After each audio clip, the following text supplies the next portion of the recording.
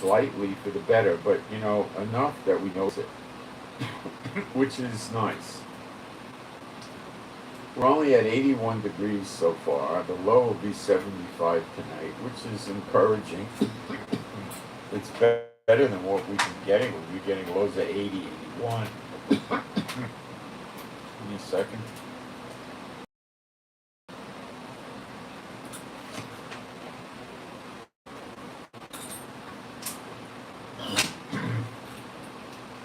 And the high will be about 94, maybe 95, probably 94, which is better than what we've been getting, and we're noticing the difference. And it's going to be like that for several days out, probably till the end of the month, or maybe 1 degree, 2 degrees high, but they can't predict out that far anyway. So. Let me, while we're waiting for people to come in, go into the live stream and see what's going on.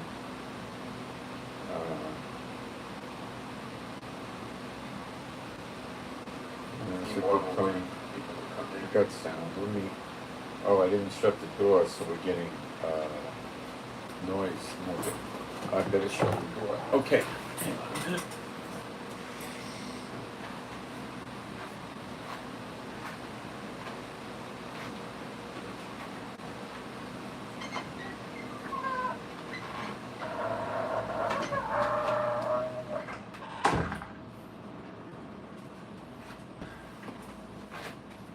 Much quieter.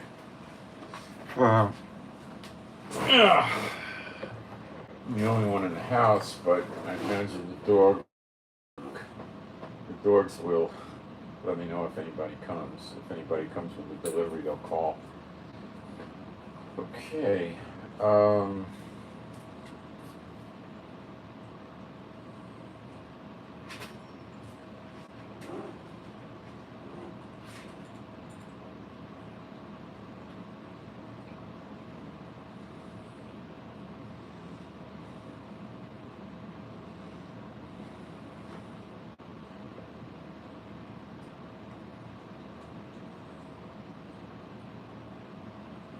Offerings. The offerings this week were especially bad.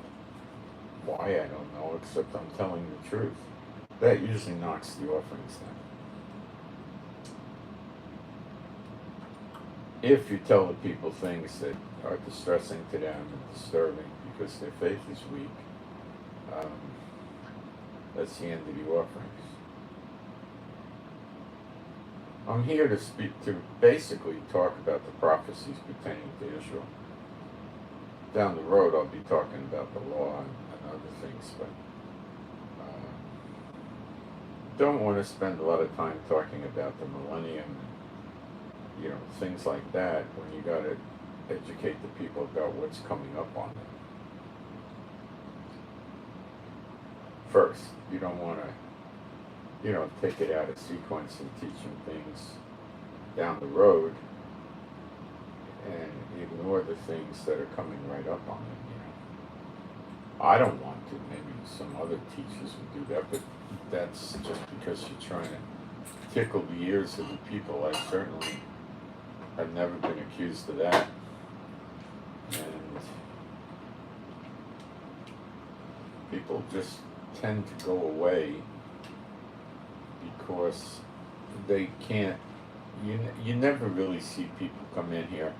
I mean, once a month, maybe somebody tries to give scriptures as to why I'm wrong. Of course, I can rebuke it all the time and give you the right scriptures and explain it, but at least they try maybe once a month. Other people just go away. They just ignore the scriptures, and when you illuminate them to it, they don't want to give up on their specialness. You know, they want to be elevated over the church in Israel. They don't understand that if they're really believers, they are in Israel. See, it's really perplexing, and so forth. Okay, let's do our praise. There is no God like Jehovah. There is no God like Jehovah. There is no God like Jehovah. There is no God like Jehovah. There is no God like Jehovah. There is no God like Jehovah. There is no God like Jehovah. There is no Messiah like Yeshua. There is no Messiah like Yeshua. There is no Messiah like Yeshua. There is no Messiah like Yeshua. There is no Messiah like Yeshua. There is no Messiah like Yeshua. There is no Messiah like Yeshua. I don't know any other channel or website that does this praise using the correct names of the Messiah and God the Father. They say God and the Lord. Well, to them, God and the Lord is Satan. And that's who they're leading the prayer for, and people fall prey to them. You know, what are you going to do?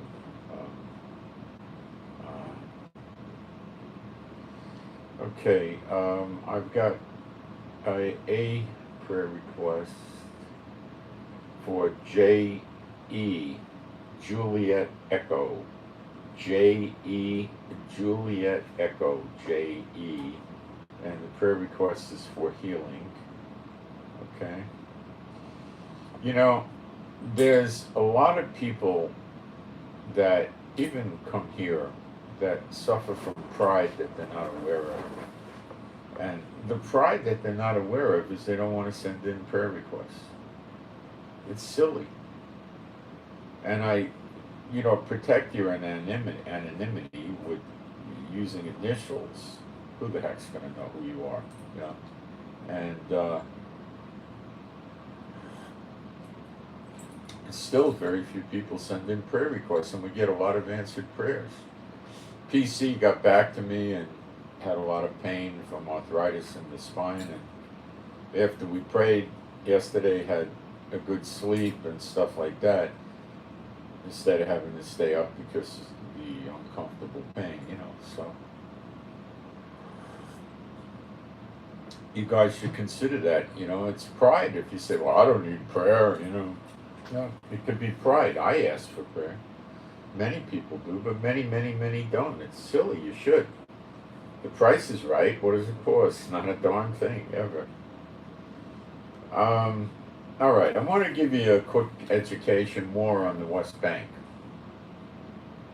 which is biblically Samaria and Judea, which is part of Israel, which we got back in the 67 war. And back in 2009, there was a top dog in the Palestinian Authority, not Mahmoud Abbas, another one, and he came up with a plan for the West Bank, and he called it creeping occupation or something like that. And what's been going on, and this is in the Netanyahu years. Now this creature Netanyahu, I don't want to say he. Some of you know why. This Netanyahu thing. He's not a shapeshifter or an alien, you know what I'm talking about. He is the curse of Israel, in my opinion, and I call him Shmuck and Yahoo. He's just horrible, okay?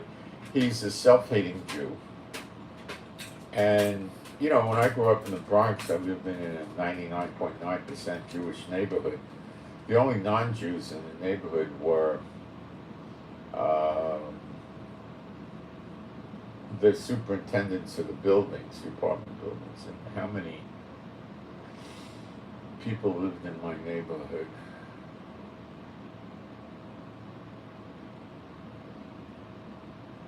Uh, 8 or 10,000, probably. But the neighborhoods, the adjoining neighborhoods very nearby, were also heavily Jewish populated. So it's really difficult to say about that. But anyway,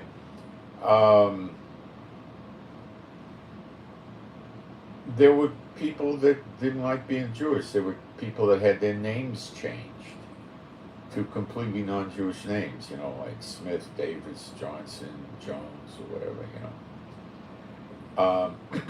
They had their names changed, and they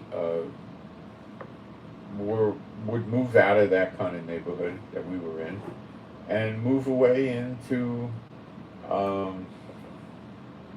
other neighborhoods and you know, start living life as non-Jews. And this was not rare. It was not all that common, but it did happen. And I knew quite a few people that did it, you know. I mean, I'd run into them from time to time. And they would get rid of the Jewish ways, you know, and they wouldn't go to a synagogue. They weren't going to churches. And they just, you know, went about their business. And it's not always easy to tell that they're Jewish. You know, I remember I'm living in Florida and I ran into some old guy there and he asked me, he was introducing himself to me and he asked my name. I told him my name and it's a Jewish name and he had the last name and he walked away from me and wouldn't talk to me anymore. You know, if I told him my last name was Johnson or Smith, he probably would have been nice and friendly, you know. So moving along, they're self-hating Jews. Okay, they dislike Jews. They dislike being a Jew, and they do all they can to not be identified with Jews. They don't get discriminated against in seeking jobs, which I experienced a lot of. You know, I went to an interview. The guy, I'm talking to the sales manager and all that, and then the regional manager comes in, takes one look at me, walks right out of the room. I don't think he was there 60 seconds, 30 seconds. He walked right out, you know. It was absurd, you know. I said to the guy, then the sales manager's left with me, he's the one who called me in for an interview. I said, gee, that's a really nice guy. Drags me over here, burned my gas in my car, and I, you know, get in here and he walks in the room and then walks out. Nice. He said, gee, you want me to pay you back for the gas? And, you know, I had a Corvette with a big engine then, and that was the 1979 or 80 gas crisis where you were paying $1 a gallon for gas and everybody was freaking out. And you had to get gas on certain days. You had they based it, I think, on the last number of the license plate of the car. So you could get your gas on Monday, then you couldn't get it again till Wednesday, then again Friday, then it, you know, it was every other day. I don't remember how they rotated it, you know. Unless you were some sort of emergency service worker like a cop, or you were, you had some of those ID cards from the federal government. I forget what they call it, some sort of emergency service thing, like you're a doctor, a nurse, a pharmacist, a veterinarian, I don't know why, yeah. And then you could get gas any day. You know, if you knew a cop, the cop could go to the gas station, flash his badge, and just tank up anytime. That was a corrupt thing. You know? And if you had 3 cars, you could just keep them all full, and you know. But it did get people to stop driving a lot, because you couldn't take a trip in California on the day that you were not allowed to buy gas unless you knew you could go back and forth on one tank. Otherwise, you could literally get stranded, you know. So, this is what was going on. And,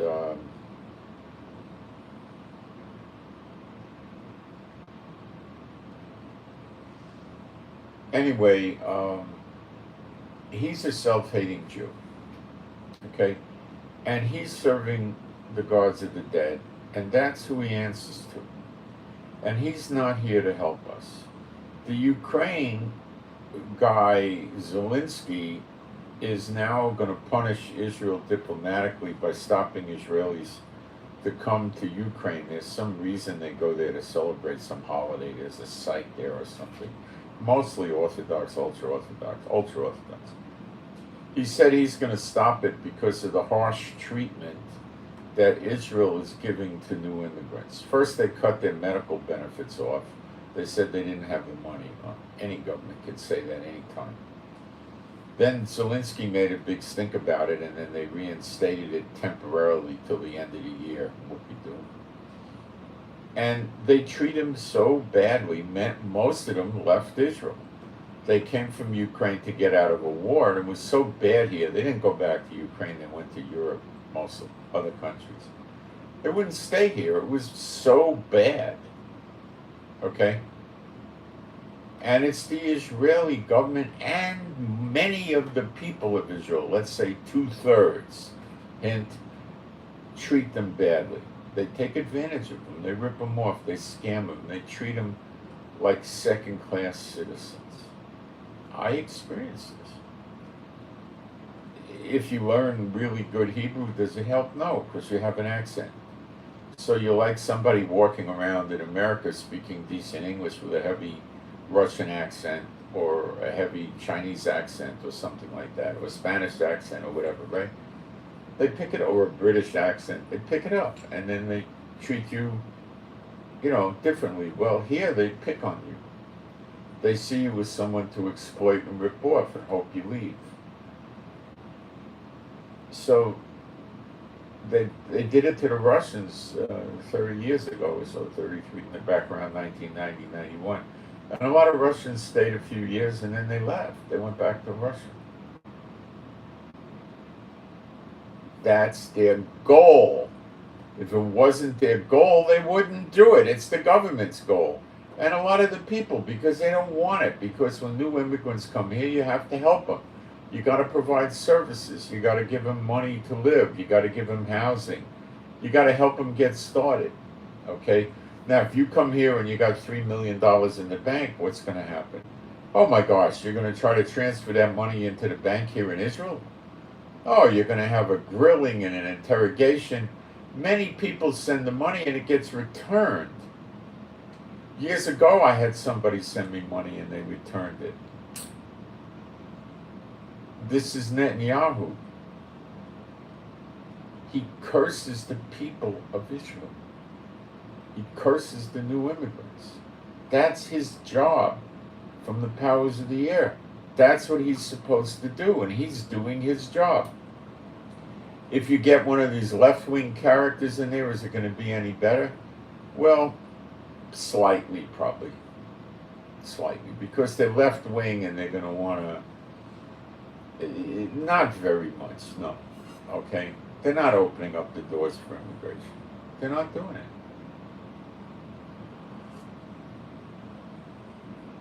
If you come over here and you sold your business and you got a few $1 million and you're going to come live in Israel and you manage to ever get money transferred into Israel with the bank receiving it,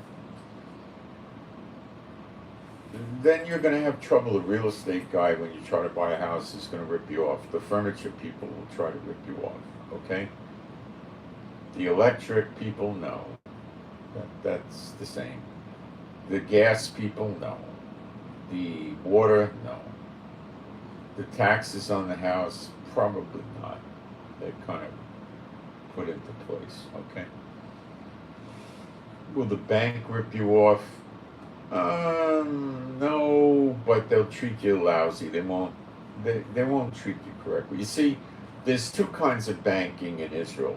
All right, you go to the regular bank and you wait on horrifically long lines and you take numbers and people jump the line and it's all screwed up, okay? They have now, most banks will have 8 or 10 ATM machines in a lobby, or maybe 6 or 5, a lot. And you can do much of your banking with that, okay? But they have, for the people with money, they have private banking. Now, I don't know how much you need. It used to be $50,000 like 30 years ago. I don't know what they want now. Probably $250,000. But they're looking for people that have money coming in every week or every month. So if you had $6,000 or $7,000 a month coming in every month, would they put you in private banking? No. If you had $20,000 a month coming in, probably. The private banker's job is to try to sell you investments, but he's there for you. So you don't have to go to the Madhouse Bank. And you could call him up on the phone and get some things done on the phone. And if you're receiving a wire transfer, you're going to get easier treatment with that wire transfer than the poor people are going to get. Okay? So in other words, they're living more the way it used to be 30, 40 years ago in Israel. Or, maybe, I don't know. Well, that was bad then too, but it wasn't that hard to get a private banker. So, now what the banks did in Israel, and they all did it at the same time because they're monopolies. You got to remember there were more banks in Israel in 1948 than there are now. It's monopolies. This is Netanyahu and his predecessor crooks giving monopolies to the banks. There's a lot of banks from Europe, America, other countries that would love to come here and operate. Okay? They don't let them in. Because what would happen? Then there would be more competition and the banks would start opening up more. Okay? They're closed completely on Friday and Saturday. And they mostly open from about 8:30 to 1 o'clock in the afternoon. That's it. Vermin. These are vermin. Okay? They cut the services back and they closed many branches. They used to have a branch here that was 5 miles or 4 or 5 miles away, maybe. It was a very simple, easy drive without much traffic. Extremely easy to park within 200-300 feet of the bank. Very easy to park. The lines weren't so bad. They had the machine outside you can do transactions with. It was really kind of easy to do.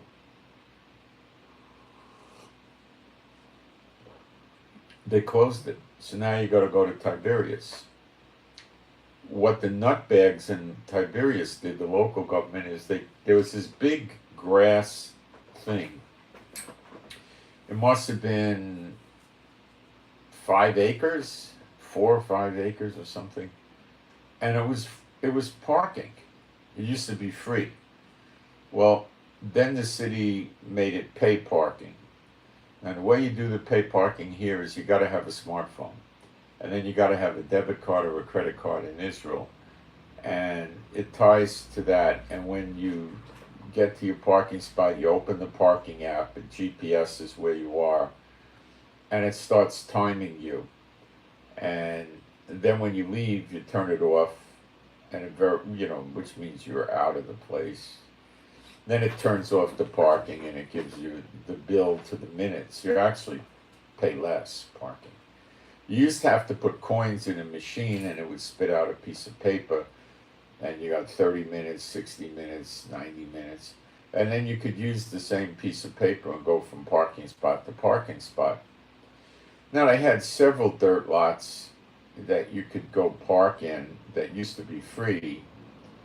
But anyway, now this big parking lot, which took a lot of the stress off the parking in downtown Tiberias, they closed it and they're making some sort of park or something. There used to be a large parking lot next to the big post office in Tiberias. There was also, I think, 2 banks in there and some stores. And it wasn't a huge parking lot, but it was pretty good size. And they closed it. They put, decorative concrete in there, and they closed it. So they're taking the parking away. What are they doing? Why do I think they're doing this? Are they stupid? No. I think they're against the small businessmen that have the little shops downtown who are not Satan bots. And they want the people driven to the big mall. The mall has more parking than you know what to do with. It's a large mall. It's indoors. It's deluxe. The stores are crap. And they sell mostly cheap garbage stuff at inflated prices, standard for Israel.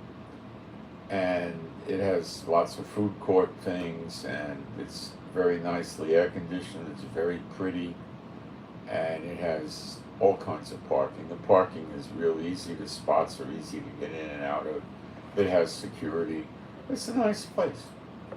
But it doesn't have little independent stores to speak of. So I don't like going there. It doesn't have the things that interest me. There's an organic food store that's not in the mall. There's a cheap coffee and Danish place that is very cheap. I think it's 6 shekels an item or 8 shekels an item, very cheap. And that's not in the mall. There's a lot of stores that we like. Shawarma, falafel, pizza, ice cream places that are not there. And there's nice restaurants owned by Arabs, typically on the water's edge, the promenade in Tiberias, that are actually serve you pretty good food. There's kosher restaurants in there.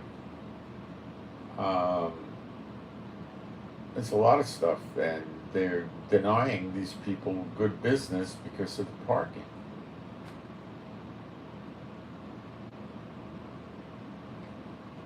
What's going on? Right? There's a shuk there. I don't know what they're trying to do. The supermarkets might want to see the shuk go away, but a lot of the people that go to the shuk don't have a car anyway. You know, the shuk has about 40 stores.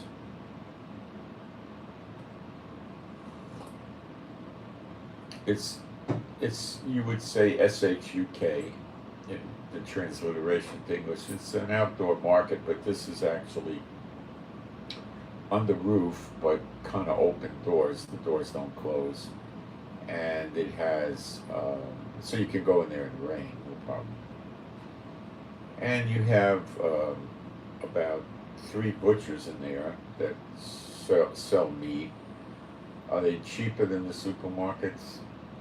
Maybe the meat's better, but I don't think they're cheaper. About the same, maybe a little cheaper. You have sweet stores that sell bulk candy and stuff like that, 1 or 2 of those.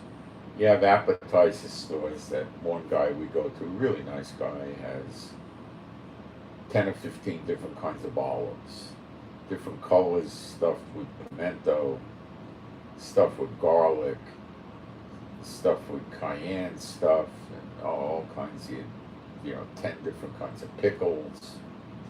He has other things, Appet doesn't have mainstay meals, right? He's a very nice guy. He has a brother that lives in my village, and he's really a really wonderful person, I think, And when I go there, I just like to go there and buy stuff from him. He has good fish, good cheeses. He's expensive, but it's a pleasure to do business with him. And they have a few fruit and vegetable people there. They got about 8. And they're got fresh produce, and their prices are very good. And they got high grade stuff. And then there's a bakery guy that has every kind of bakery thing you can imagine.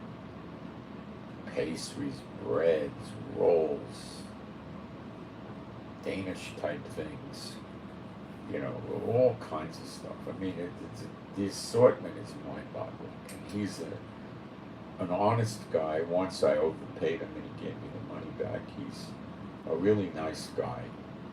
Doesn't speak English, but he's a fair shooter and he has high-grade stuff, right? And, there's competition amongst these people, because there's several of them over there, which supermarkets do price fixing. And which is legit in Israel, these people don't do that. They keep their prices, I think, at a reasonable level, but, And then there's a lot of stores there, like hardware stores, and some little things, like you want cheap plates or glasses or a cheap blanket or cheap towels or cheap bed linen, or you want a pail or you want a scraper, or, a broom, a mop, stuff like that. There's a couple of those. There's a mattress store.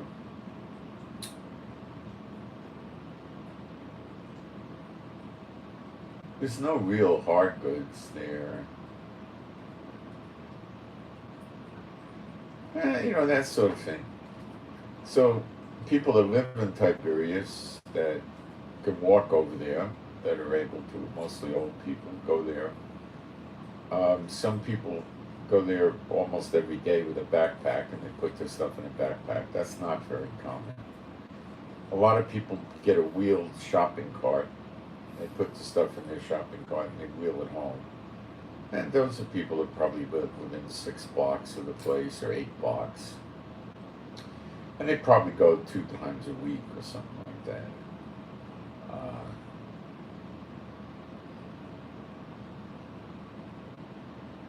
So I think the supermarkets and the mall are working with the government to kill the parking and hopefully choke off the stores. But there's a lot of bus service in downtown Tiberias, so they could get there by bus. And I don't see any real appreciable drop in the businesses, but it's making it difficult. And they're trying now. I think there's an effort to do something better with the parking, you know. So if we have to go use the bank and we could use the machine, we'll go down there like, you know, in the evening when nobody's, you know, in the evening all the workers are gone mostly. The shuk is closed. The shuk closes down basically by, I don't know, 4 or 5 o'clock. It's over. They open early. I think you can get in there at about, if you went there at 6 o'clock, there'd be few people open. 7, there'd probably be half of them there, or a third. By 8, all of them. And then they shut down 3, 4 o'clock, I think. Basically, they start closing up. So that takes a lot of the parking free. You know, the workers there, there's offices and things there, medical stuff, and, you know, office buildings, and they go home. So the parking, you know, frees up. It used to be there, I don't know if it's still there, I'd have to look, I haven't been there in a long time. There was a parking lot right across the street from the shuk, and he'd charge you 15 shekels for the day. And we used to use that just because when you're in the shuk, you're carrying heavy packages, and you can go right there and do it there. But we don't go to the shuk all that often anymore.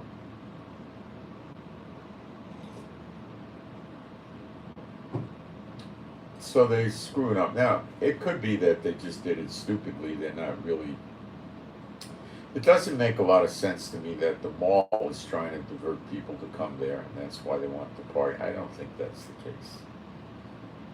You know, it could just be plain stupidity. You get plenty of that in Israel, because the people at the top get there because they're espots, and they work to protect you in the government system, and they get to the top, and they have no education, no experience, no skill set. That's why things in Israel are screwed up. They promote people that have no ability. That's the Espot way.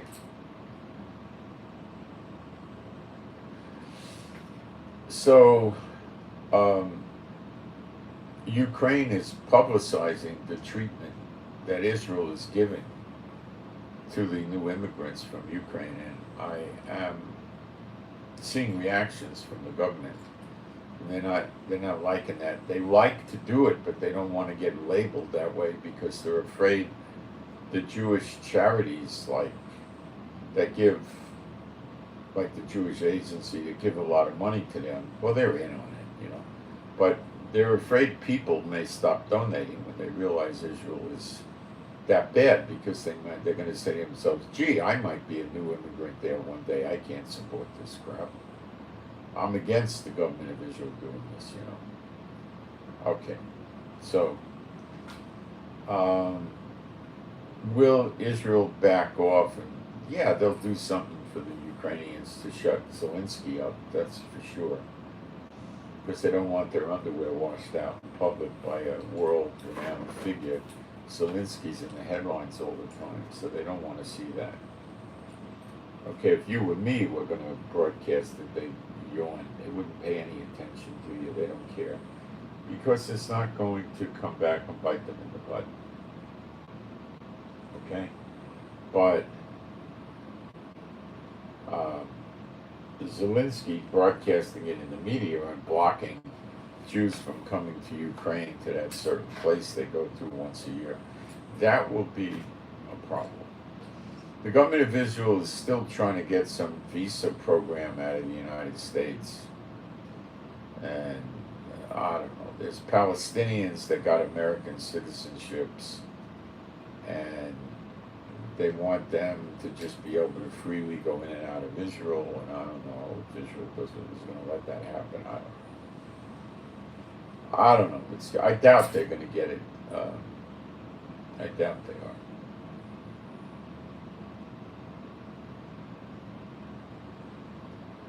So the discrimination in Israel is still very, very bad against new immigrants, and the Anglos, which are people that speak English, get it very bad, the discrimination, because they're afraid of Anglos. I'm an Anglo.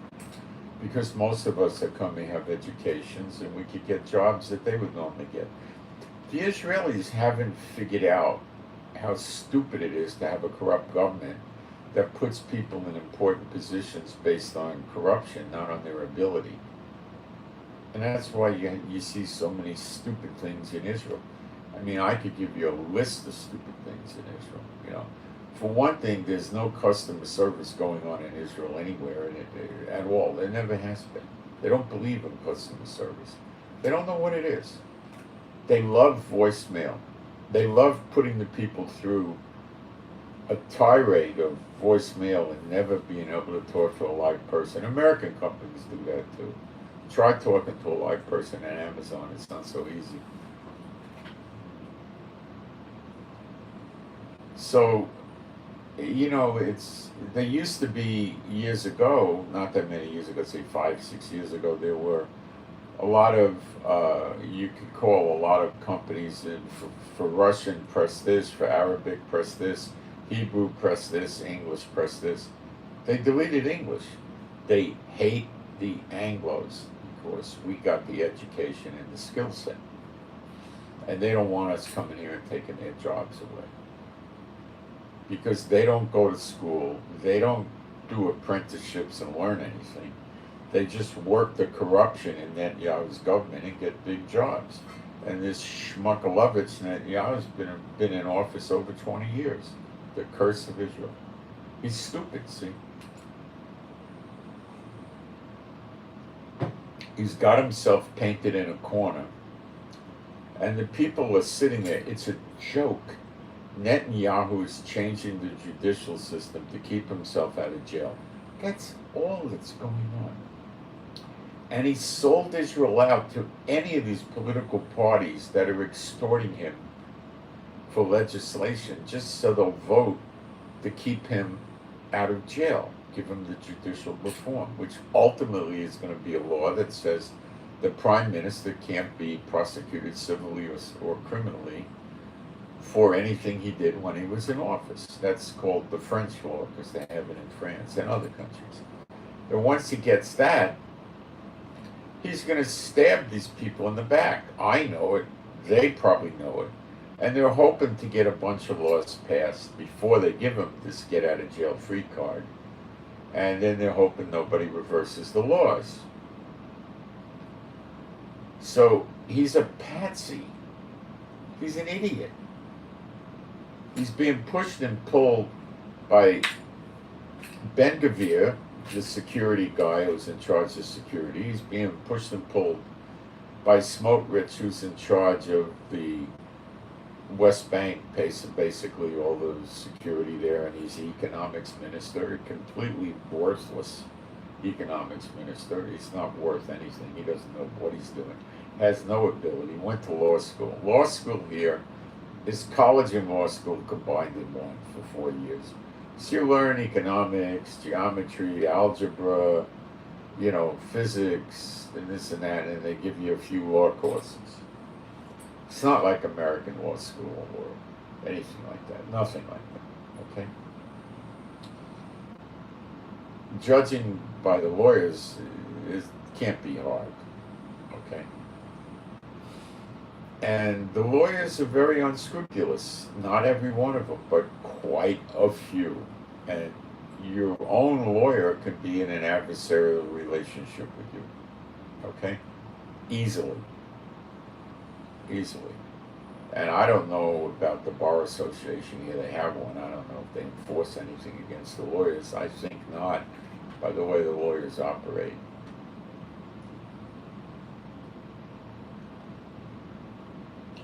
complete idiots. You know. And they're unscrupulous, and you know, they're like America, they're unscrupulous too. So, what they did to make what the curse of Israel Netanyahu did a few years ago was they dropped the standards to be a lawyer, and they flooded into the law schools, and Israel has a surplus of lawyers. So what does that do? The surplus of lawyers means the lawyers are hungry. They want to work as a lawyer if they can. Many of them don't. And they do things that are unscrupulous and unethical and immoral just to try to make it as a lawyer. Was this done on purpose by the Netanyahu government? Of course it was. They knew what would happen. You think they didn't know? They made a mistake. Of course they knew. That's the way to curse Israel. Now, the courts are all expire, so the experts aren't going to suffer from it. It's the other people. Ridiculous, you know. This is how they run the country. Now, we'll focus on the West Bank. So, this Palestinian Authority idiot, with the creeping occupation, is getting money continuously from the rich Arab states and building beautiful houses and apartment buildings as well in the West Bank in Area C. The Oslo Accord created 3 areas, A, B, and C. A and B were designated to be predominantly for the Arabs. C was designated to be predominantly for the Jews. They're not really building in areas A and B, they're building in areas C. Do they build legally? No. Do they buy the land or pay for the land? No. No. Do they get the blueprints approved by the government? No. Do the houses get inspected by government inspectors? No. Do they lawfully tap into the sewage, the water, and the electric? No. Does Netanyahu tolerate this in his 20-year reign of terror on the people of Israel? Yes. Does he do anything about it? He doesn't lift his finger against it. Israel was putting a highway in the West Bank, in Area C for the Jews.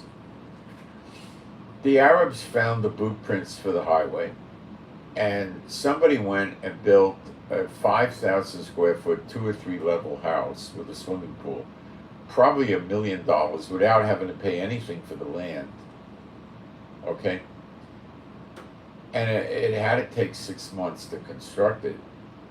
Nobody stopped the construction. Nobody did anything. Was it illegal under international law and the Oslo Accord? Yes. Was it illegal under Israel law? Yes. Did that moron Netanyahu stop it? No. No. It was right smack dab on the path of the highway. So what Schmuck and Yahoo did is they just dropped the highway plan. Oh, I guess we can't build a highway now, because if the standard party line, which the Israelis sadly believe, oh, if we knock that down, we're going to have all kinds of international problems. Nobody lives in the house. It's illegal. They don't own the land. They built on houses they don't have the right to build on. Over 300 NGOs are in the West Bank that hate Israel. European Union has given about 500 million euros to the West Bank for construction of housing and things like that in the Jewish area. I'll say it again. The EU has given about 500 million euros to the Palestinians to build various housing structures in the West Bank area C, the Jewish section. They just made a budget, they just allocated a new project creating houses in Area C for the Palestinians, dedicating 300 million euros, not dollars, for it.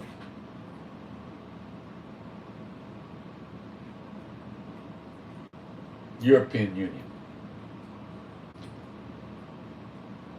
So by listening to Netanyahu in the party line, oh, if we go against them, they'll, Europe and the nations will rise up against us.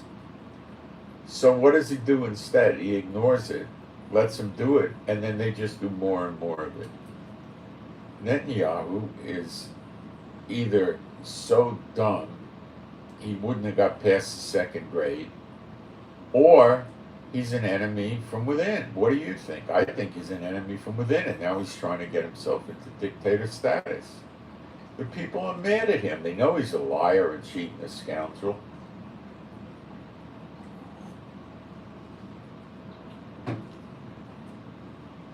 That's why they've been protesting 33 weeks in a row. And it looks like the Supreme Court is going to start reversing some of his garbage that he passed. And I don't know up to date what he's going to do for the Haredi, the ultra-Orthodox, who want the draft exemption for all their boys that go to yeshiva, that stay in yeshiva until they're 21 years old, and then they're supposed to be draft exempt for life. That will raise up a new class of protesters altogether. The Haredi, the ultra-Orthodox, are taking such advantage of extorting this stooge, Netanyahu. I mean, they see him as a schmuck. They see him with the brains of a chimpanzee, And they just keep telling him, will you give us this, or we're going to leave your coalition. Give us it, And he keeps doing it because he doesn't want to go to jail. But what the ultra-Orthodox leaders who serve the God of the dead are missing is they're irritating the Israeli people to an incredibly bad level. And if they do something like this, it's going to get to the point where they walk around the street out of their Orthodox Jewish enclaves. People are going to push them, spit at them, knock their hats off, curse them, tell them to leave Israel. Nobody will have anything to do with them. People will stop talking to them. People may start throwing them out of their restaurants, which they rarely go into anyway. They're really gonna suffer. People may beat them in the street. It may get to the point where they start smacking them. You get knocked the hats off. It doesn't stop. They'll walk over and punch them in the mouth. There's no ultra-Orthodox police. Maybe there's 5 or 2. They don't exist. They're not going to side for him. This thing with the draft exemption is going to bring the hatred on them to a whole new level. Okay? Tiberius has a lot of them that moved in there, and they stopped all the buses from running on Shabbat, which irritates the non-ultra-Orthodox. The idea there is to make the people as uncomfortable as they can in Tiberias so they leave. Tiberias, the living in Tiberias is cheaper than much of Israel. Not cheap by any means, but cheaper. And they have a lot of old apartment buildings that go back to pre-48, and they're not nice apartment buildings. They don't have elevators and things like that. And the ultra-Orthodox support these people. So they're moving them in here into Tiberias. I don't live in Tiberias. I'm 8 miles away. So they're moving them into Tiberias because it's a cheap place to live. Okay? They don't shop at the Shuk. There's a supermarket. They go to Rami Levy. That's their favorite supermarket. And they go to another supermarket I forgot the name of, that's in Tiberias. And they go there. They go to Supersol a little bit. That's about it. There's a few restaurants they'll actually eat in. Not many. You don't see them eating in the restaurants often.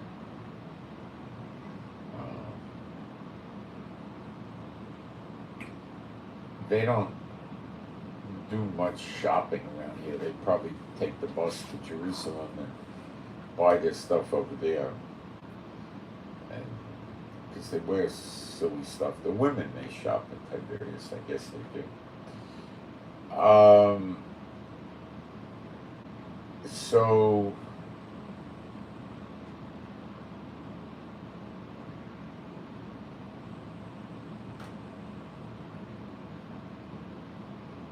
they're in trouble.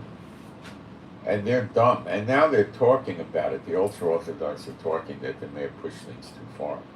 But they're putting tremendous pressure on Netanyahu for this draft bill. And Netanyahu said, no, we'll do it later. Doing it later on means a year or two from now means it's never going to happen. And that was one of the fundamental deals Netanyahu made with the ultra-Orthodox to get this done. See, people are sick of the chief rabbinate's office, which is run by the ultra-Orthodox, from their corruption in the government. They're sick and tired of people in Israel that are Jewish, that were born here, and then they go to get married, and then the ultra-Orthodox tell them, you know, they've gone to synagogue and everything, well, your mother's not Jewish enough for us, so therefore, you know, we can't marry you in Israel. You'd have to convert, go to a 2 or 3 year conversion to get married in Israel. Then they'll bust their back on getting buried in an Orthodox cemetery when they die. And they'll pass it on to the children. So the mother's not Jewish enough for them, for whatever stupid reason. The Jewishness goes through the father in the Bible, not the mother. They're idiots, you know, but the Talmud says the mother. So they, then the daughter isn't Jewish enough. Her kids are going to not be Jewish enough.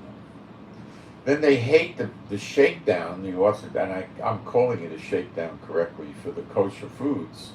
And they get the growers of the food, you know, the meat, the packing houses, the slaughterhouses, packing houses, the distributors, the supermarkets. Each of them is paying money to be kosher. So I think they're conservatively putting 15% on the price of food in Israel if you go kosher. So we buy from the Arabs. There's absolutely nothing in the Bible ever talking about kosher. It's a non-existent concept they've created. They've created their own holiday, their own calendar, change the times and seasons. Their yearly calendar is, of course, grossly incorrect. And they have a holiday. They have several holidays, but they've created a holiday called Rosh Hashanah, which they call the New Year's. They have, I think, 4 New Years. And Rosh Hashanah is completely absent from the Bible. It's not a real holiday. Yet you'll find believers, people who say they're believers, that observe Rosh Hashanah and follow the rabbinical calendar, which is a Talmudic calendar. It's absurd. These people are nuts. They actually listen to the ultra-Orthodox sages like Rambam and Rishi, and these people are just Espot churchianity derelicts. You know, they're dead hundreds of years, and they go figure, right? Many are called, but few are chosen. And the called will buy this stuff, just like the Schofield Rapture or the Darby Rapture, same thing. Or the Ryrie Study Bible Rapture, or there's other, you know, famous ones, you know. And they buy it. They're the called, they're not the chosen. Chosen won't listen to it. They see errors with it, they go away. So they're getting themselves in a lot of trouble, these ultra-Orthodox, and they want to push this thing with the no draft. And they've taken their arrogancy and their pride to a level. Oh, some idiot came in and deleted our chat.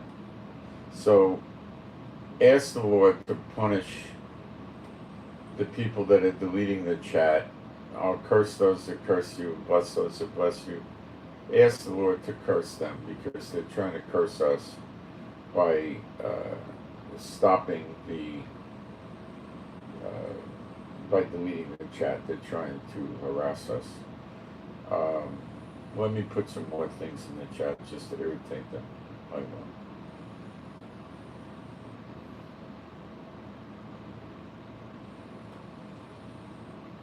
They think they're getting me, but they're not. I have everything pinned at the top of the chat, and they can't get that. Well, let's just irritate them back.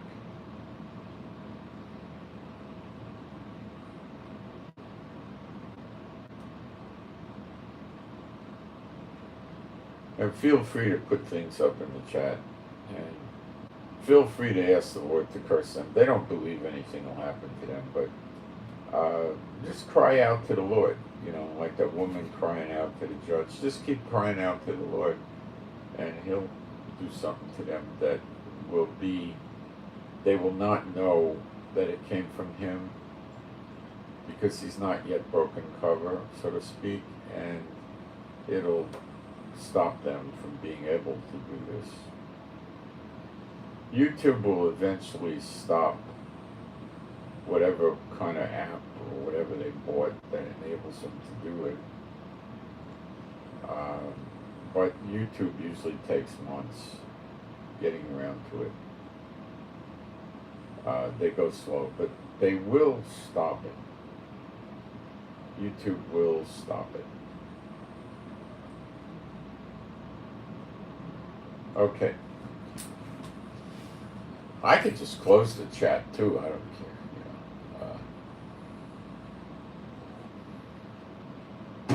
People seem to like it, so I leave it open. I shut the comments off years ago, because it was so awful. Then I went to approving the comments, and, so by the time I would get around to approving it, usually it would be off the air, and, all right, so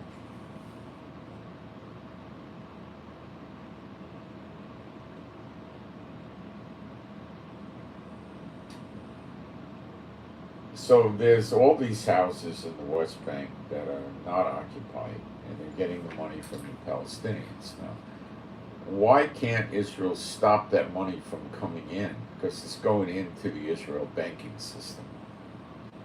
Why can't they stop it? Because they don't want to. They harass the Americans, bring in wire transfers from other countries, money being sent back, and all that. But no, they let the Arabs do it. They let the Arabs build houses. They don't have to pay for the land. And they don't pay taxes. And they jerry-rig the electric and the water and the sewer. They don't get building permits. They don't pay taxes on the houses. You see, Smotrich and Ben-Gvir want this reversed. They want to knock down all the illegal houses, which is stupid. What they should do is confiscate them, which is they're probably afraid to do, but they should. And then sell them to Jews. That's why outside the West Bank, 94% of the land could not be sold to a non-Jew. Only 6% of the houses can, or the land. Okay? That's it. Only a Jew can buy it. So they stopped it, or the Arabs would just buy it. The rich Arab countries would buy up all the houses and not rent them or sell them to Jews. And they would keep us they would just push us out of Israel that way. So that's why that goes on.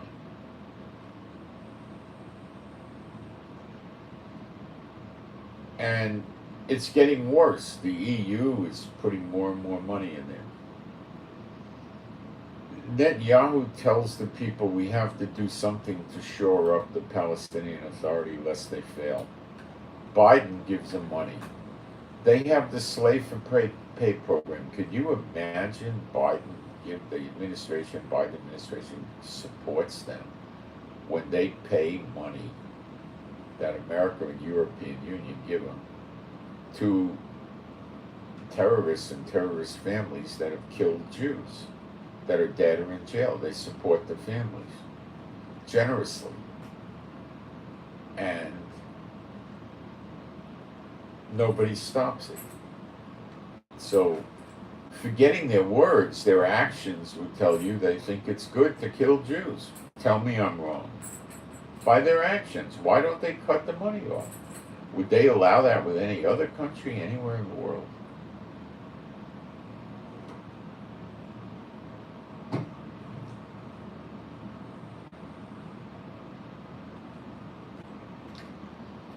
Whatever Israel does, the nations are going to keep going after Israel. It doesn't matter. Being nice to the situation isn't going to help Israel. It never has. And now, with the weakness, they're stepping up the building in the West Bank, in the Jewish area, by popping up illegal Arab houses. And I don't know why the Arabs themselves don't live in there. They're probably not allowed to go in there, maybe. I don't know.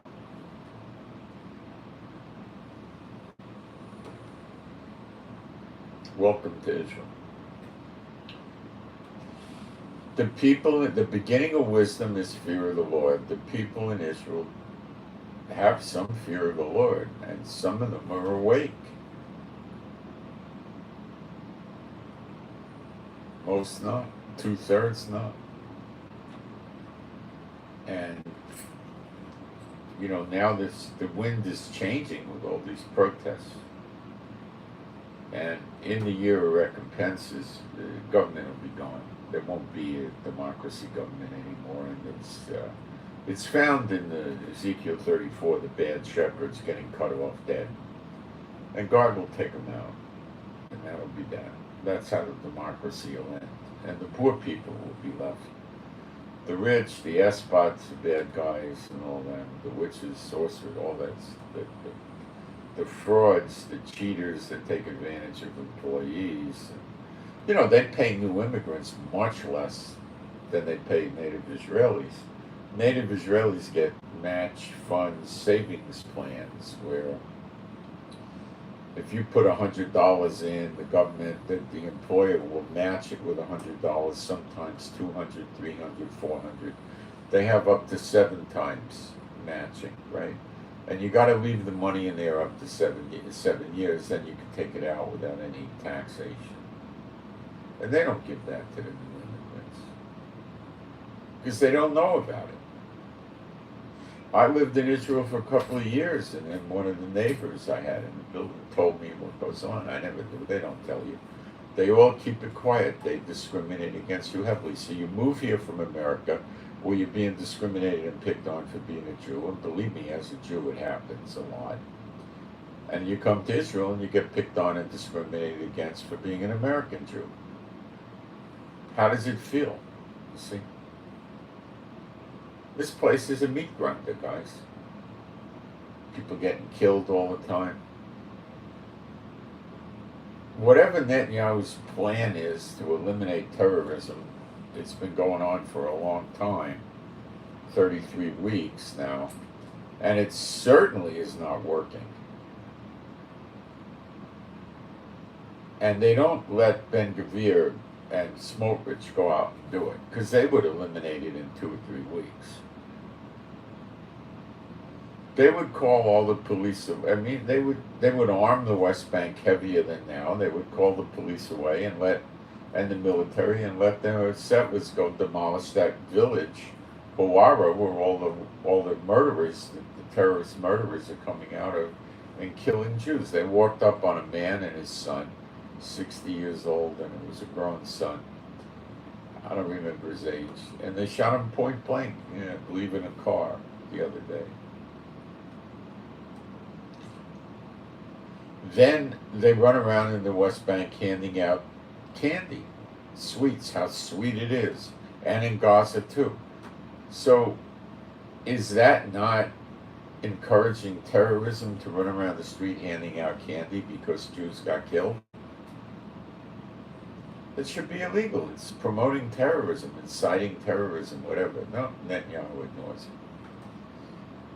And you get rid of Netanyahu, the next one will ignore it, and the next one, and the next one, and the next one. So they're all espots. Israel never had a non-espot government.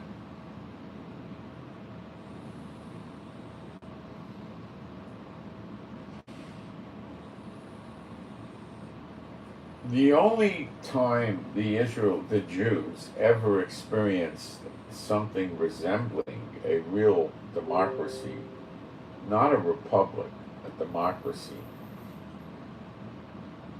was in the United States, where 2.5 million East and Central European Jews immigrated between 1881 and 1924, joining the roughly 300,000 Jews already there in 1880.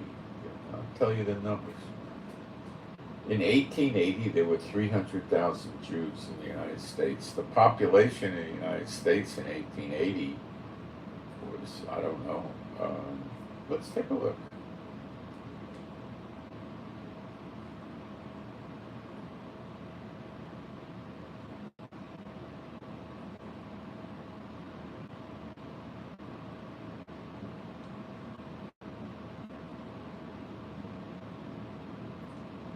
I don't know. I'm real interested to see. This would be shortly after the Civil War, which was over in 1865.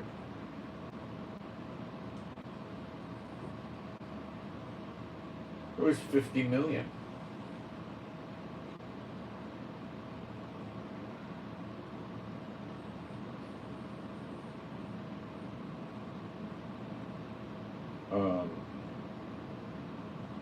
Let me read this, some notes here.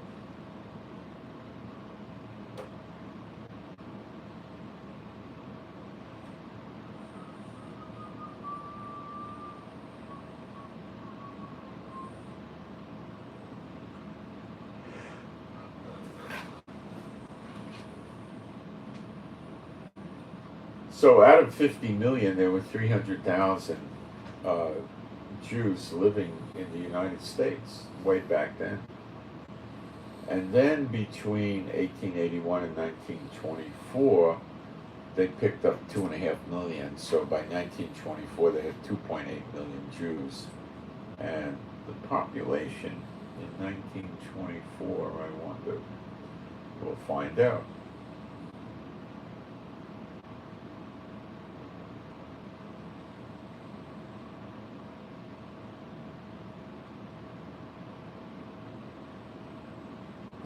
I don't know if 1924 was a census year or not. What was I?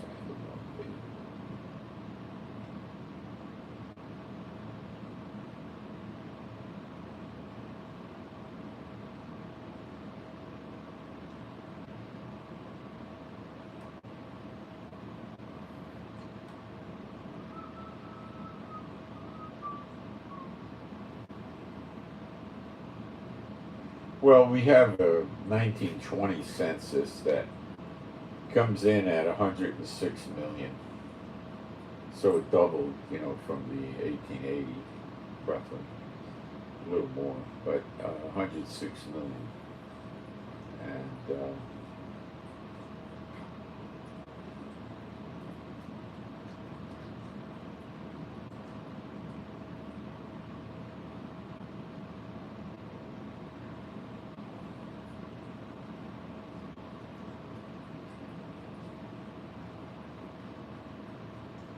let's take a look at 1940, when World War II was basically going to break out, shortly thereafter.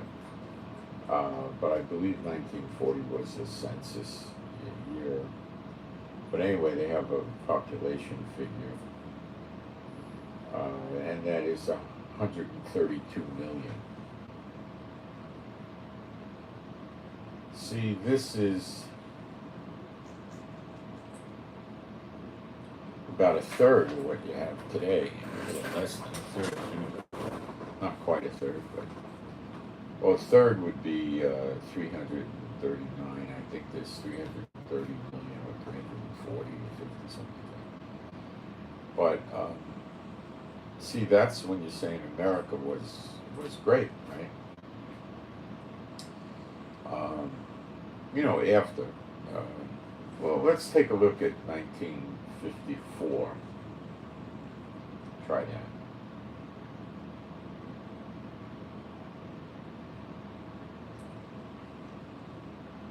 let's go a little earlier. Let's go 1952, because things were going pretty good right then. 152 million. See, that was with the years when America was doing very good. There weren't that many people there, so land was cheap, houses were cheap, there was abundant raw material and food. Back then, America was isolationist. They made the cars, they made their own appliances. You know, they had RCA Victrola, to play records, phonographs. They had Emerson TV and other TVs. They made their own TVs, they made their own radios, they made their own cars, they made their own Kelvinator and Maytag were making appliances. They had lumber. They grew everything in America. They did bring food in from South America. They were doing that, Central and South America. They were bringing labor in from Mexico to cheaply work on the land, and they had, cows and pigs and chickens and ducks and hens, and, that was predominantly the meat that people were eating. They had a lot of farms, and they had industrialization in the cities. They had, the car companies and appliance companies would open up not in the big cities because it cost too much for the land and the labor, so they would open up in suburbs or near big cities, or in the middle of nowhere. They'd open up a plant, like a Studebaker plant or something like that, and they would hire the people, and then the people's children would get jobs there, and it was a career, a lifestyle. And they would sell the workers a car at probably 20, 30, 40% discount or something like that, maybe half price. They were able to buy cars usually once every 2 or 3 years, I think every other year. So they could buy a car and they could sell it at a profit, make money on it, although maybe they were supposed to hold it for 1 or 2 years, I don't know. They were factory people, the family. They supported the factory. They did a good hard day's work. Some were union, some weren't, and they tried to make really good cars, and they lived in areas where the factory was supporting the community. And these guys, the tire companies were that way, the car companies, appliance companies, furniture companies, mattress companies, carpet manufacturers, building construction equipment. And then when they're going to open up a plant someplace, the executives, the board of directors, let's say the top 10 or 15 people knew that they were going to go open up in Ishkabibble, Missouri, a plant and hire 35,000 people. So before they released this, they'd all go there and take whatever investment money they had, buy themselves a plot of land to build a house on, where some of them would try to build apartments there, or buy a farm, or whatever they were going to do. They'd buy land there, right? Some probably opened up stores, little grocery stores, gas stations, stuff like that, right? And then they'd make the announcement and start building the factory, and then there would be a demand for the real estate. But they bought their real estate before anybody knew what was really going down. Nobody would speculate on the land based on, Ford or somebody, or, Goodyear coming over there and looking at the land for a possible site, because they probably went to 10 different places.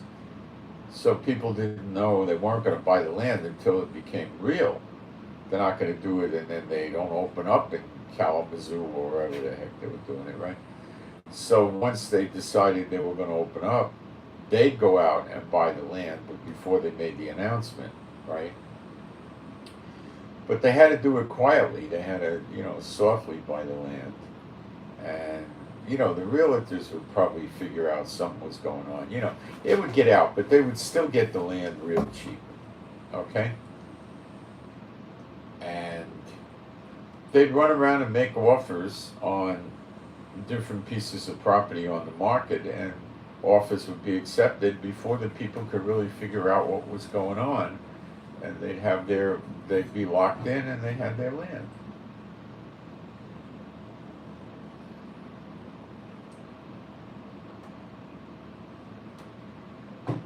One way to do it is if a piece of land was $7,000 or something like that, a big piece of land, huge, you go over and give the people an option to buy it for $7,000 for 1 year, and pay them $1,000 or $1,200.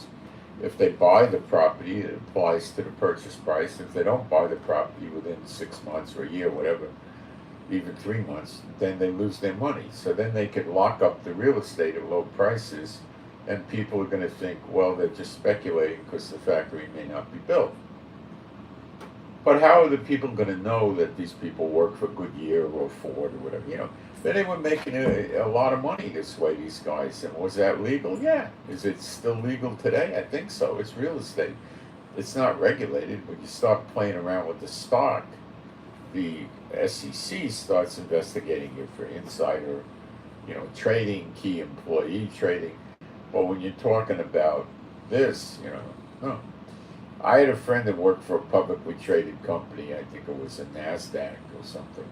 It might have been the big exchange. I don't remember. This is years ago. He was in sales, and they were having sales meetings, and he went around asking all the people around the country how their sales were that year, and everybody's sales were down. So he figured that when they issued the figures, the stock was going to drop.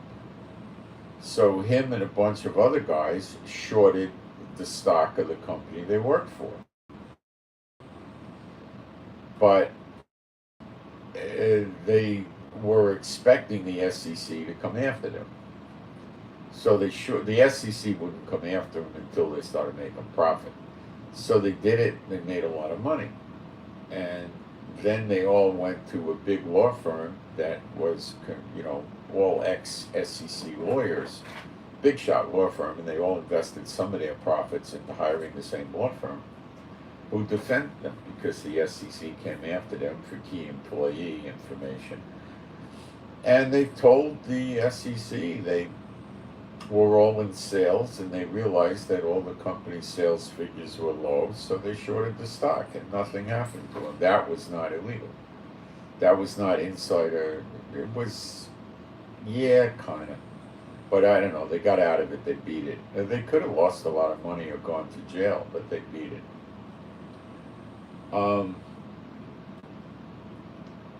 Today, maybe they wouldn't have been so lucky. This was about 40, 50 years ago, A long time ago. It was a long time ago. Hold on a second. I got a workman coming over here. This might be him.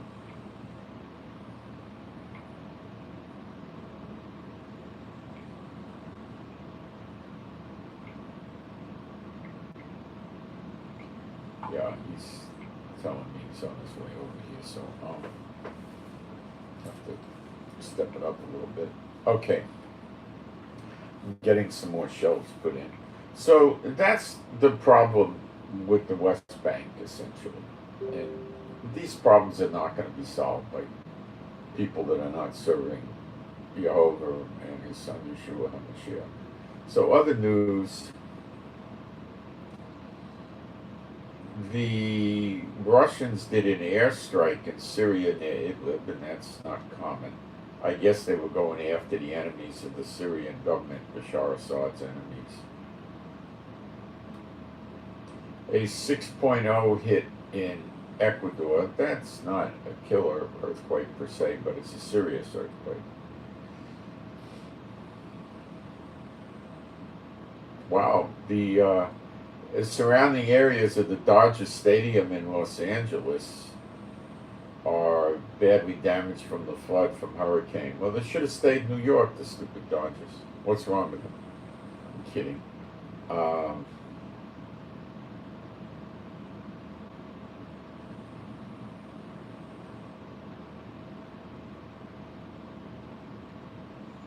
South Korea and America are doing joint drills to intimidate North Korea or practice or something.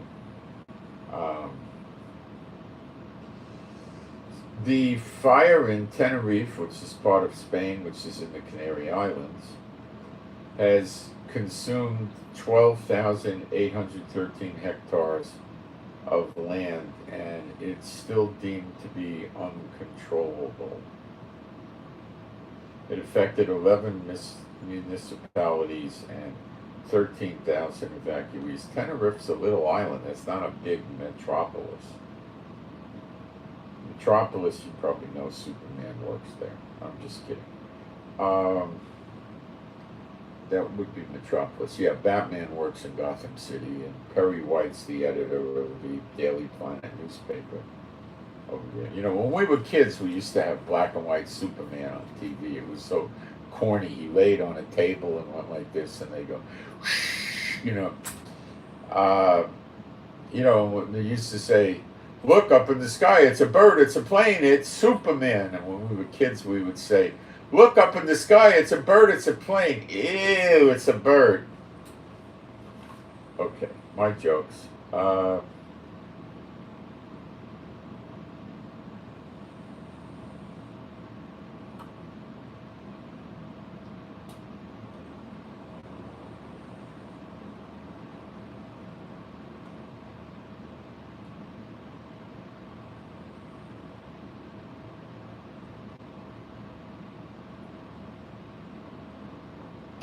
For the second day in a row, our Iron Dome shot down another drone coming out of Gaza, but it shot it down over the skies of Gaza.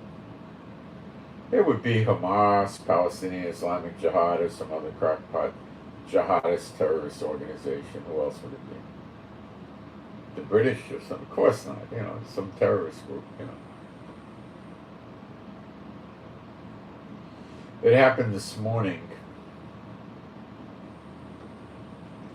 Now they're saying it was a Hamas drone.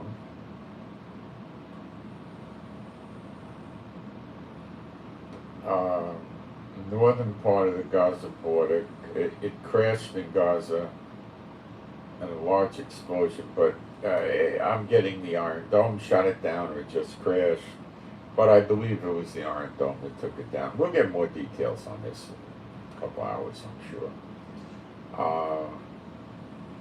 The Israelis living near Gaza reported an activation of the Iron Dome this morning. So that would probably mean they shot it down. Yeah, it was intercepted. And the Iron Dome missile caused it to crash. Remember, the Iron Dome's a proximity missile. It gets near the target and blows up, spewing shrapnel into the target. So it didn't, do a direct hit and annihilate the thing. So the shrapnel stopped its ability to stay in the sky, and it fell down. I hope I explained that good. So this is what we're seeing. So they're probing or attempting to figure out how to make their drones work against the Iron Dome. But it's just, a drone's a slow mover, and the Iron Dome's a fast mover. So it's not going to work out for them. I mean, it's irritating visual for sure. Don't kid yourself. But it's not going to be a major threat.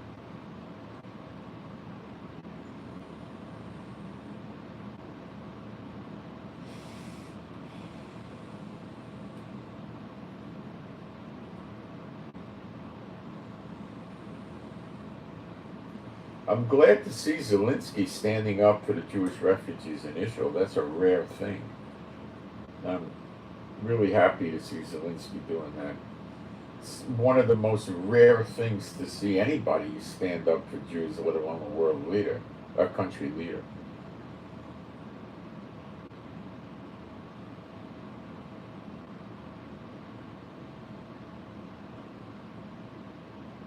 Ramat Gan is going to launch Shabbat service along the Tel Aviv light rail route. Well, they're going to have some they have protests. They're going to have some light rail transportation on Shabbat.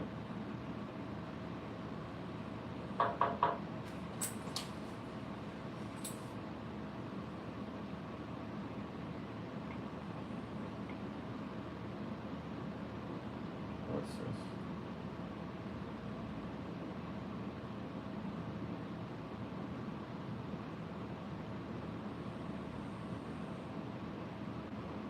Hold on a minute. I don't know what he's saying.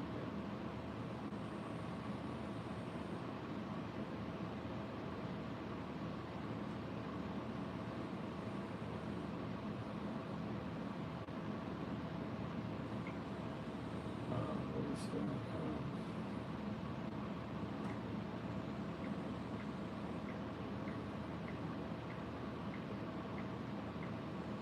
I think he just had a royal responded.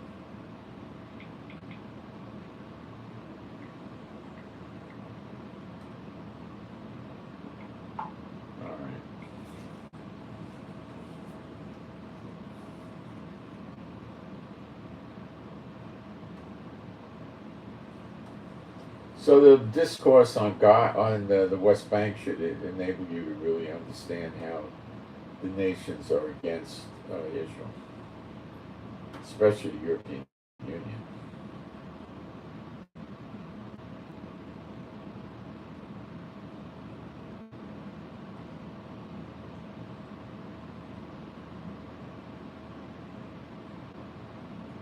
So Zelensky is threatening to close the borders to Israelis during the high holidays when they tend to travel to Ukraine for some holy site or something. I don't know what exactly they go after, but yeah, I'm glad he's standing up for. I'm glad to see him standing up for the Jews. Somebody has to, I guess.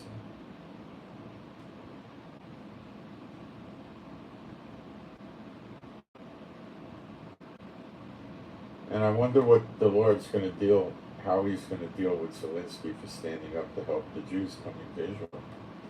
I think Zelensky's going to be in for some benefits from that one. I do. I'll bless those that bless you and curse those that curse you. He's trying to bless these people. I mean, I can't interpret it any other way than that. That's it. That's the long and the short and the tall. He's trying to bless these Jews. And I think he's going to get paid back. I think Ukraine's going to get a real surge ahead in the war with Russia.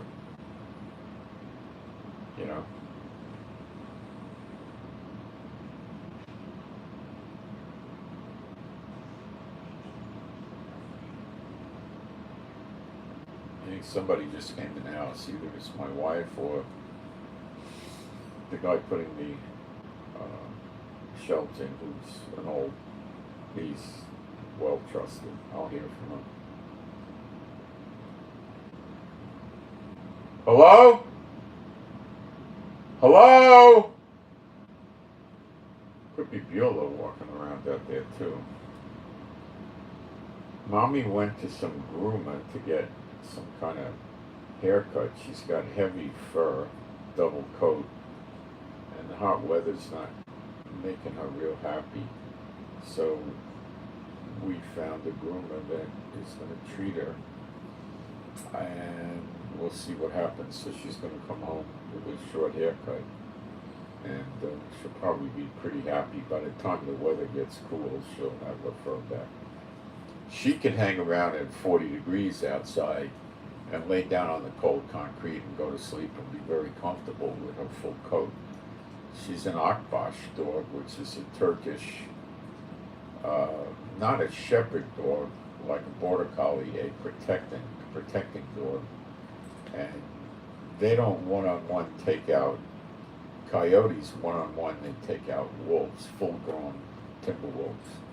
They're very strong dogs, and they're great dogs with families. We didn't know that's what she was. We thought she was some kind of German shepherd or something, We didn't know she was this. I think she's a mix. but she's such a loving dog. I mean, when I, hello? She did a good job. Oh, we'll come take a look, yeah. She looks cute. Benny's on his way. Huh? Benny's on his way. Oh, great. So, my wife said she looks good. Well, I'm glad, because I was worried she looked bad, but they forget. They don't care about that. You know, she doesn't get up in the morning and look at herself in the mirror and say, you know. When she sees me or my wife, she gets so excited, she jumps up in the air and goes up and down on her front paws. I tell her, don't do that. You might hurt your hips when you get older, but she doesn't understand. And she's such a loving dog. I mean, she's just amazing. If my wife and I are having a disagreement, she runs over to me and forces me to pet her. She's like a natural service dog. And she thinks that Chief and Yafa, she doesn't know what to make of them because they're a fraction of her size. So she kind of thinks that there's some sort of a sheep or something that she's supposed to protect, or something like that. She's very friendly to them. When she sees them, she just sniffs them. No aggression. Yafa likes her, which is rare. I was walking Chief and Yafa the other day, and a dog their size, a white dog, I don't know what it was, came over to them, and Yafa was barking aggressively at the dog, and Chief was saying, hey, where you been all my life? So I imagine the dog was a girl, and she was a little afraid because she liked Chief, but Yafa was repelling her, you know. So I don't know what happened. She was out without a leash, so she probably got away from her owners and got back home or something. I never saw her running around loose before.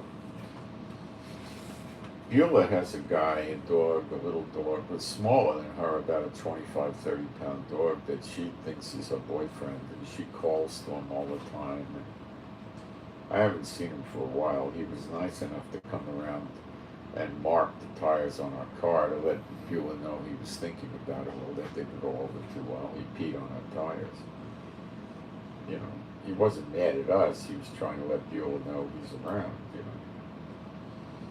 And that's the only way to know how to do it. It's funny, dogs, when they go out and they smell stuff, this is what goes on in dog world. They know what happened in the past by the marking, who was here, you know. And then they know what's going on in the present because they're there. They smell, they hear, they look. And they also know what's going on in the near future because they can smell the wind, bringing scents in of who's a block or two away, you know. So they get a pretty good picture of things going on. And that's what they really dwell on, what the other dogs in the neighborhood are up to, you know. I guess, so what else are they going to do, you know. I don't know what else they're going to do, you know, so.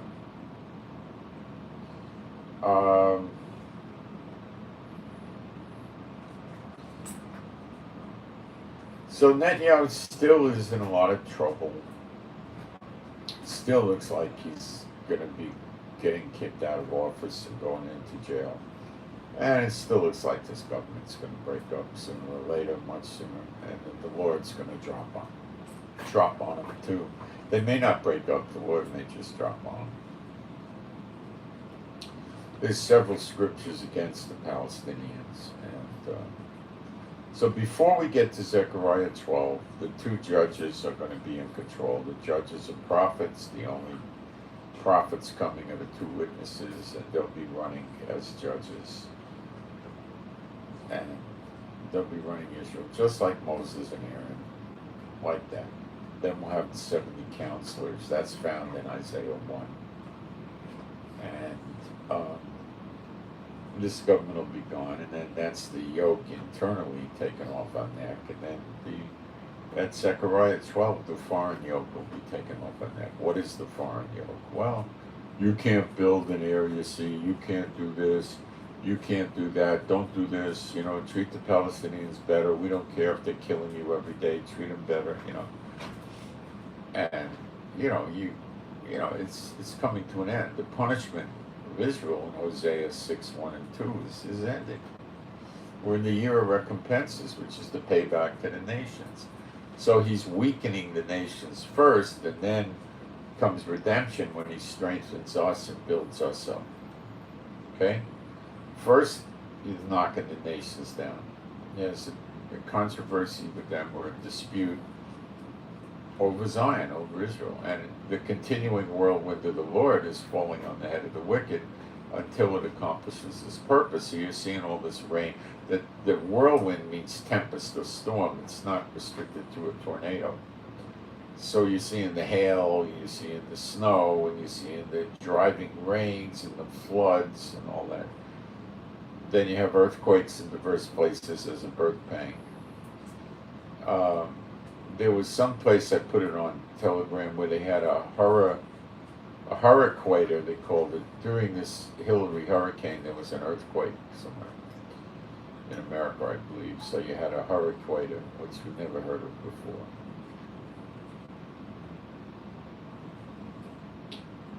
A hurricaneator, imagine that. So, all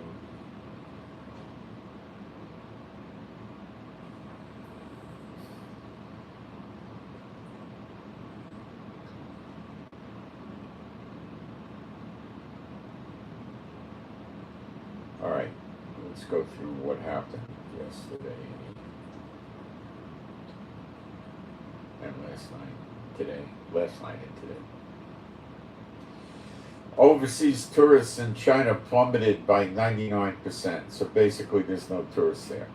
So whatever revenue they were picking up in foreign currencies from tourists is gone. 99% is basically there are no tourists, right? Okay, give me that. Yeah, all right. 23 African nations have submitted application to join BRICS. How are they going to take the word of these African nations that they have the gold that they're pledging they have to back the gold-backed trading currency BRICS is going to introduce? They need them to deposit the gold someplace for sure, and I don't know if these countries are ever going to do that. We'll see.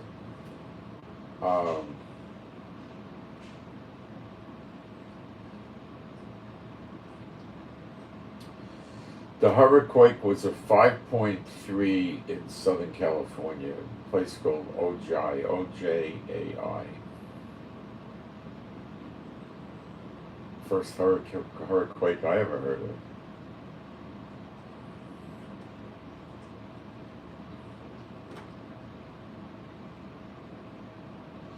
Hillary hit LA and there's some flooding, but it's not deep enough to stop the cars. It's what I saw, they're not washing the cars down the street or anything like that.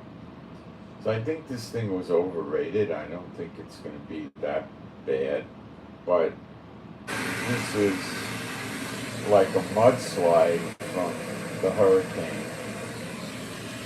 And that looks scary bad. I wouldn't want to be around that. That was in Oak Glen, California. That was scary. In Ramallah, the seat of the Palestinian Authority, the Palestinians opened fire at the Palestinian police station, who returned fire and wounded 2 characters, Palestinians. So brother fighting brother, right? Turkish forces bombed in Syria, killing 2 members of Assad regime militia, and 4 others were wounded by Turkey bombing villages in Al-Tukar and On al-Dadar, north of the city of Manbij, near the contact lines between the Syrian Defense Forces and the National Army. So that was interesting. 5 Jewish restaurants in LA, kosher restaurants, were robbed over the weekend.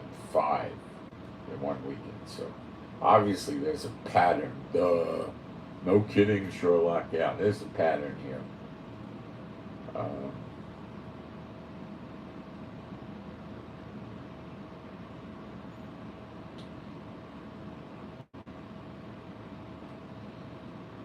In El Oro, Ecuador, there was a 6.0 earthquake.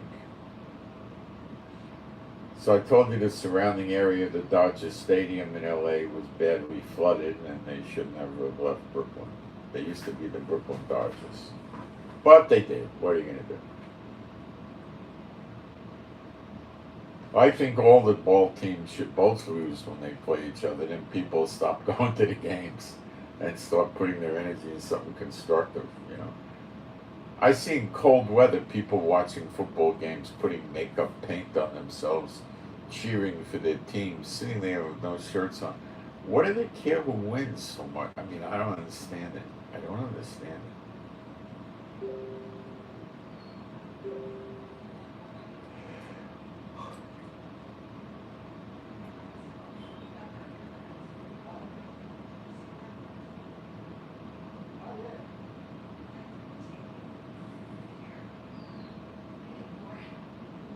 Alright guys, I got my workman here, I got a scoop.